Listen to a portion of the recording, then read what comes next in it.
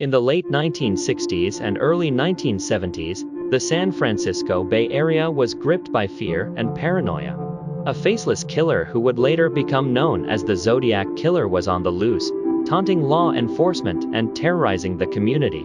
The Zodiac's crimes were marked by a series of cryptic ciphers, unsolved murders, and a chilling disregard for human life. The Zodiac Killer's reign of terror began on the night of December 20, 1968, when he attacked a young couple, David Faraday and Betty Lou Jensen, in a remote area near Vallejo, California. Both teenagers were shot and killed, and the Zodiac Killer left his first cryptic message at the scene, a symbol, later dubbed the Zodiac symbol, alongside the dates of the attack. This would become a gruesome signature of his crimes.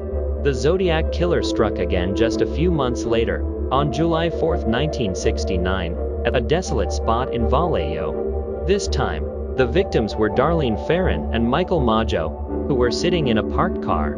The killer approached and fired multiple shots into the vehicle, killing Darlene and seriously injuring Michael.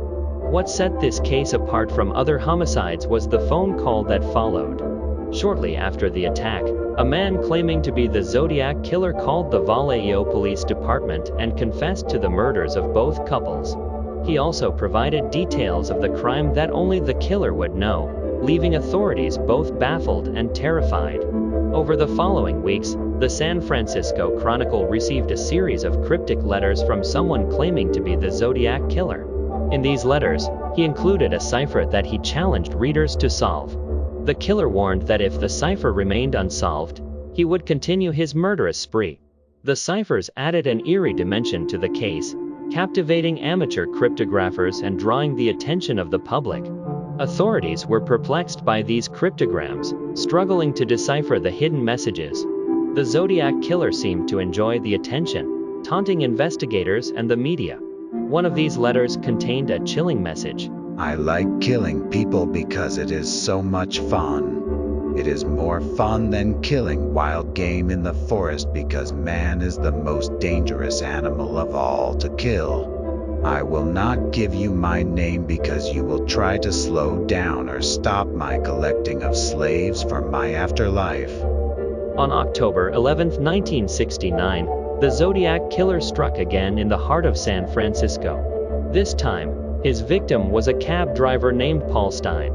After luring Stein into his taxi, the killer shot him in the head and then fled the scene. Several witnesses saw the attacker, describing him as a white male in his late 20s or early 30s, wearing glasses and a dark hooded jacket. This eyewitness account provided a crucial physical description of the killer. After the murder of Paul Stein, the Zodiac Killer sent a letter to the San Francisco Chronicle, along with a piece of Stein's blood-stained shirt as proof of his crime. The letter also included another cipher and a chilling threat. This is the Zodiac speaking. Up to the end of the game. The Zodiac Killer's ciphers added an element of intrigue and frustration to the case. While some of the codes were quickly solved by amateur code breakers, others remained unsolved for decades. The most notorious of these ciphers, known as the 340 cipher, baffled experts for nearly 51 years. In December 2020, a team of code breakers finally cracked the 340 cipher. The message, when decrypted, contained disturbing language and threats, but it did not reveal the identity of the killer. This breakthrough raised hope that more clues might be uncovered in the future.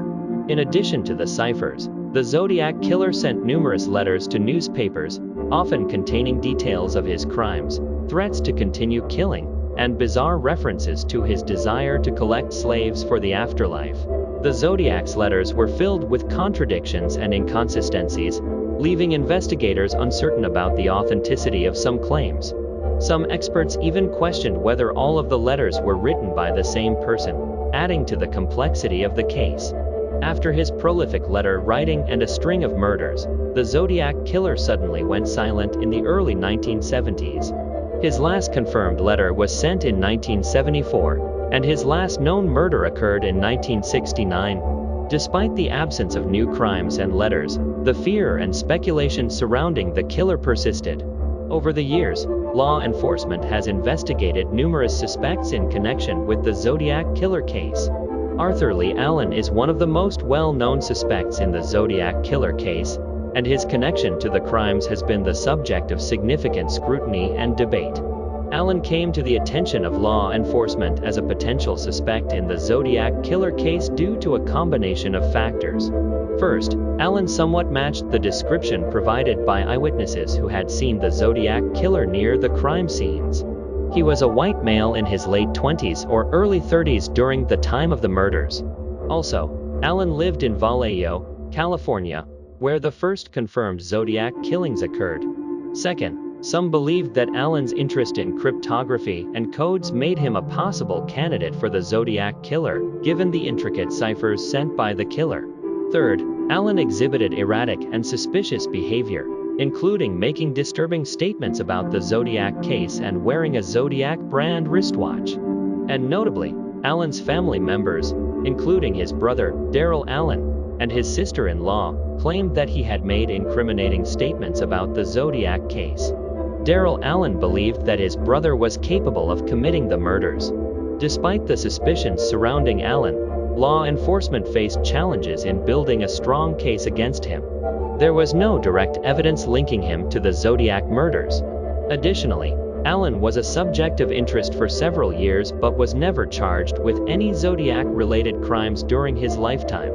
Arthur Lee Allen died of natural causes on August 26, 1992, at the age of 58. His death marked the end of the investigation into his potential involvement in the Zodiac case. To date, no definitive evidence has emerged to conclusively link him to the murders. The enduring mystery of the Zodiac killer has given rise to countless theories and speculations. Some believe that he may have been a military veteran or a law enforcement officer, given his precise knowledge of weapons and tactics. Others suggest that he had a background in cryptography, explaining his ability to create complex ciphers. One theory posits that the Zodiac killer was inspired by the 1962 movie, The Manchurian Candidate, in which an assassin is brainwashed to commit murders. This theory suggests that the killer may have been influenced by the film's themes of mind control. Another theory proposes a link between the Zodiac killer and the Manson family, a cult led by Charles Manson known for its gruesome murders. Despite the tantalizing leads and theories, the identity of the Zodiac killer remains a baffling enigma. As of now, the identity of the Zodiac killer still remains a mystery. Despite the passage of over 5 decades, the case remains unsolved, and the killer has never been brought to justice.